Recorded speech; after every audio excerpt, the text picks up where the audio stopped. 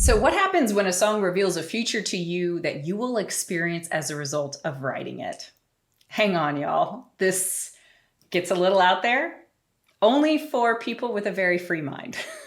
I don't know if I've ever actually heard a song that moves me to tears more than Bittersweet Symphony by The Verve. It was written by Richard Ashcroft with a sample that came from the Rolling Stones. And whenever I feel the hopelessness, honestly, of reality and getting stuck in a victim mentality, I hear the song and it allows me to release a little bit, maybe in tears or acceptance or relief. But this song is potentially so much more than even that. Because what if the song is not only profound, but it's actually a duet between the song and its writer? A prophecy of a 25-year legacy of loss, rights disputes, and bittersweet reality. He is singing about the future that will unfold with him and this song. It's 1997, and Richard sings in the first verse, because it's a bittersweet symphony, this life.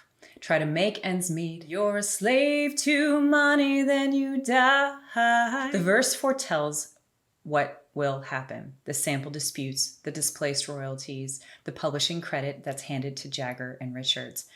Richard later said, someone stole God knows how many millions of dollars off me in 1997, and they still got it. Anyone, unless you're mentally ill, will always remember the day when $50 million was stolen off them. It is estimated to be more like 5, but Richard foretells being mentally chained, a slave, to the money that could have been his. Then comes the song's voice, the chorus. The chorus is the song itself, beginning with, no change, I can change, I can change. I can change chords, but I can only ever repeat the frames that are given to me. The mold that I am in has been recorded. The choices that I have made, the sample from the Rolling Stones the last time, arranged by the Oldham Orchestra, cannot be changed. I can change chords, but I can't change the mold that you've given me. And yet the song is a million different people from one day to the next, because I, as the song, live inside everyone who listens to me, and I resonate, and that's what music can do to us. And so then we go to the second verse, and the second verse is circa around 2019, when the melody can shine again. This is when we get the events that happened in 2019 decision for Alan Klein's progeny and Jagger and Richards to relinquish the rights to the song. Well, I never prayed, but tonight I'm on my knees. I let the melody shine, let it cleanse my mind. I feel free. After 20 years, the prophecy has bent. The melody is free again. Just like the verse describes, it shines, it's cleansed, it's restored. And then the song comes back in the chorus. And he repeats the phrase, have you ever been down? And this is a concept that is one of the most powerful in this. To me, it says, have you ever been down the road of life and this bittersweet symphony with me? Every time we hear Bittersweet Symphony, it takes us down the same road, the song that has already been written, that we are rehearing and following it down the road. And the road takes you to all the places where the veins meet. Where else is that? That's the heart. Every time the song takes us down that road, it can land us in our heart. And so then we get verse 3, which is the aftermath, the post-2019, now it's in Richard Ashcroft's name, and he has all the rights and he can license it. So that's what we have described in the third verse.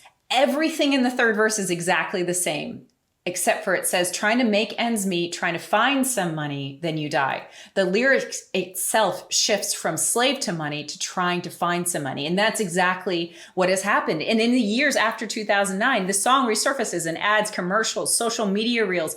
I frankly did this video because I was upset when I saw it in a Publix ad. And then when I started researching it, I understood that, yes, it may be stealing groceries, but it's the prophecy playing out. Richard is finally allowed to license a song himself. He's finally allowed to find some money. And so then the outro. The outro is the song singing wholeheartedly to Richard, because there is a lesson in this for him, just as we can take it for ourselves. The song is singing back to Richard throughout. In it, it admits its faults. It says, it's just sex and violence and melody and silence. I just can't change my violence, melody, and silence. And it tries to lead Richard back to the heart, down the road, because the heart's job is forgiveness. It's its most potent tool of change.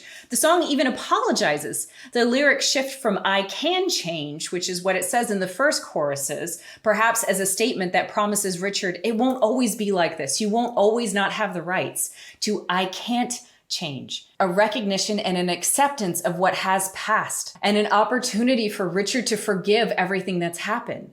And in the outro, it can change. So for those of us who listen and we hear the journey of ourselves, we feel the difficulty of changing, we can relate to the song, to the words that it says, and we can listen and take its lesson, which it's telling us, it's urging us to meet in the heart. Because life is a bittersweet symphony. We don't always win. And you can forgive, and you can have acts of the heart, and you can follow the road again and again, back into the heart, back into the place of forgiveness. And then you can finally be free.